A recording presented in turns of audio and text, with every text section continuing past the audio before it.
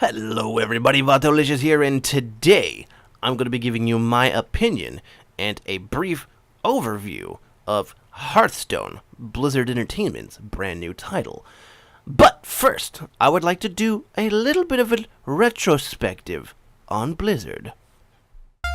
Prepare yourself for Oblivion's embrace.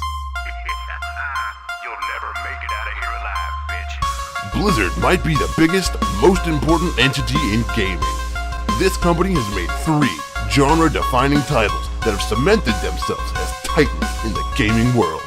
StarCraft, Diablo, and World of Warcraft set the standard for their respective genres and arguably have never been surpassed, not even by Blizzard themselves.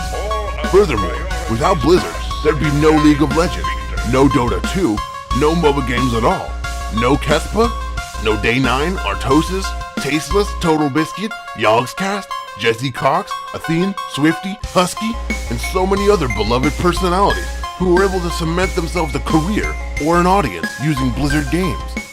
When it comes to being imitated, Blizzard is second to none, especially with Diablo.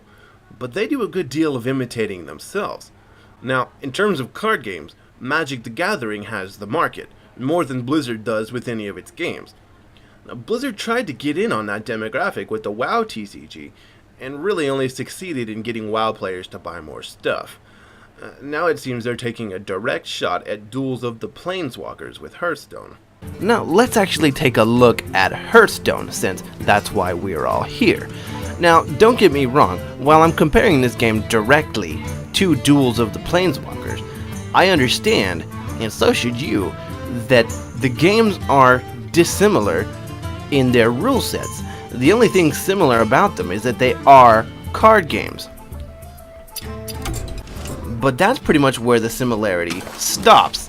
Now, the reason I am comparing this so directly to Duels of the Planeswalkers is because they are both card game video games, and they both actually have very similar playstyles, even though the rule sets and abilities within the card game aspect of it are very, very different. Now, Magic the Gathering is the biggest and was really the first trading card game, so of course everything is going to be compared to that, and this is no exception. Now, the first thing that I really want to talk about is this here. You can see all the different icons up here are the different classes available for you in the game.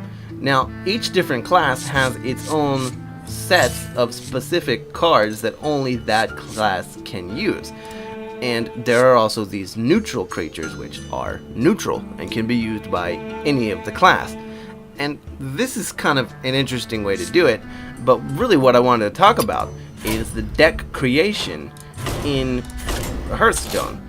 Now, it's very, very simple. You can just go through here, and at the bottom you can search, or filter rather, your cards by how much mana they cost, from 0 to 7+, which is really nice. And also, you hover over here and you can see that these down here, as I start adding things, you can see that it shows me a graph of how much cards I have by how much mana they cost. And ideally you'd like to have a good little arc that goes up and goes back down, and it's just really nice.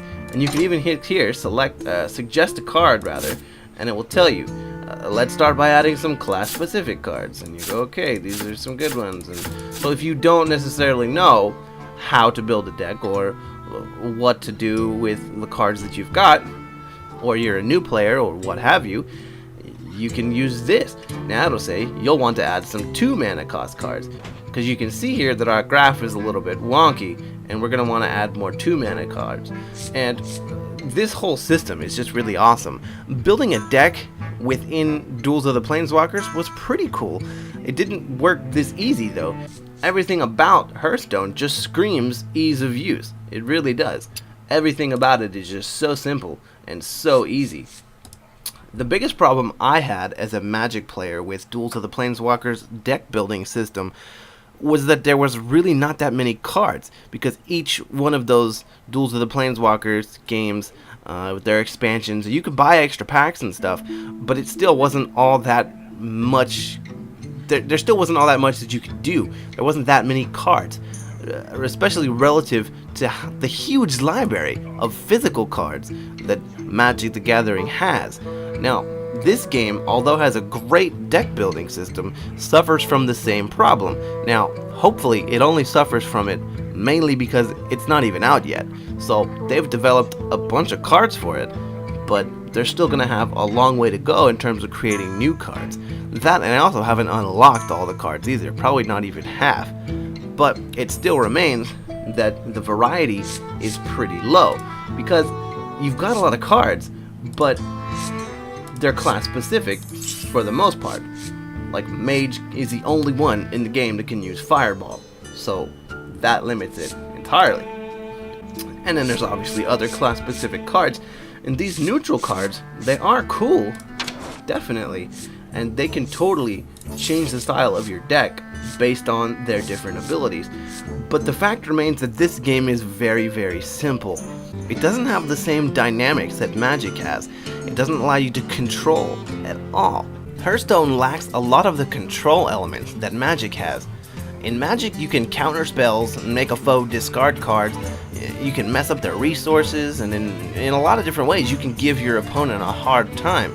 And it's just cool kind of knowing on your turn that you know, your enemy could do something to you. You gotta be sneaky, and it's kind of a risk, and you know you've got a card in your hand that can completely stomp your enemy in its tracks, and you kind of have to keep a poker face, because you can go, oh yeah, attack me with all of your creatures and I'll just play Blessed Reversal, and you're gonna be pissed off that you did that. Like, it's just, there's such an incredible deep strategy, and it's just so amazing. And in Hearthstone, it's really not like that. It's much more about just bashing your opponent over the head until they're dead on the floor. Blizzard stated in their live stream that they don't want to allow players to be able to mess with each other. They don't want any players to feel like they're out of control. And that's all fine. It could still make for a fun game, except for enemies' turns are going to be very boring because there's no reactions. That's really the thing. There's no reactions in this game. It's just very black and white, very cut and dry. You know that on your turn, you're totally safe. I mean, they can attack your creatures and they can do a couple of things to shoot damage at you or whatever, but there's not going to be any enchantments, nothing that happens at the start of your turn that's going to mess you up. No stacking mana, no attacking the other person's mana. Like, the only way to beat somebody is to simply beat them up. You can beat them with your creatures, you can beat them with your spells, but that's to damage someone is really the only way to beat them. You can't make them discard cards. You can't in any way control them. And like I said, it's just about bashing your opponent over the head until they're dead on the floor. That's it. Now, because this game is so simple and doesn't really have that deep strategy, I wonder if it's going to be able to hold the attention of a player base for really any extended period of time. It is a free-to-play game, and it has this store that works much like you would expect it to. So their whole model is going to be based on people wanting to play for a long time, people wanting to collect all these different cards, and I just don't really see that happening at this point. Now, there is the arena, which unfortunately I don't have enough points to do. You can see I could buy into the arena for $1.99, which I don't think that I would ever consider doing.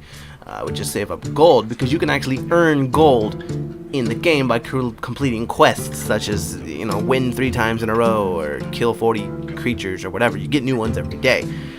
So about every 2 days you'll have enough gold to go into the arena. Now, the arena is basically just draft from Magic the Gathering. If you've ever been to Friday Night Magic or anything like that, where you open a booster pack, you take out the card that you want, you send it on to the left, and you keep collecting cards until it is that you have a deck that you can then play with. Now, even the arena drafting system is simple because you draft your own cards separately from anybody else. You don't join a draft group, so there is no counter picking, is what it's called, where you kind of know, okay, well, this guy, I can tell that he's been taking, you know, all the red fire, you know, spells, like the instant cast spells, the ones that are really gonna burst you down. So I've got this card in my hand that's really, really good for him, so I'm gonna take it. Not because I can use it, but because I want to screw that other person over. Like you can't do any of that. There's really no deep strategy to even that part of the game, which is disappointing. But the way the arena works is really cool. You build this deck out of random cards that they show to you, and then you fight that deck against other people's randomly created deck. And the more matches you win, at the end of it, the better prize you're gonna get. Now you can get booster packs as a prize, and you can also get gold as a prize, and who knows what else you can get, which is cool. But after you lose 3 times, that's it. Your deck is gone, and you have to re-enter the arena. And after you've lost 3 times, that's when you open the chest or whatever, and you get your prizes. So that part is fun, and I think that's going to be really the only lasting interest that I'm going to have in this game, and probably most people are going to have in this game, because it's so simple. Then again, it's a free-to-play game. It's casual. I would really love to see this game on a phone. I play a lot of games on my Android phone, and this game is just about the most simple to control game ever. All you need is left click and movement. That's literally it. You need one button and the ability to move, so it would work fantastically on a touchscreen. And I feel like this would be a fantastic casual phone game. I would play it 100% more if I could play it on my phone. But as for a PC game, I just don't know. It's not complicated enough to hold my attention on the PC. There's a lot better games that I could be playing. But this is just my opinion. I'm not really talking shit because it is a free-to-play game. So, you don't spend anything on it if you don't want to. So, really, it's a moot point whether or not it's complicated or lasting enough. But that's it for now. I've been Vatolicious. You have been you, and this is the video. Good night. Be sure to subscribe. I love you.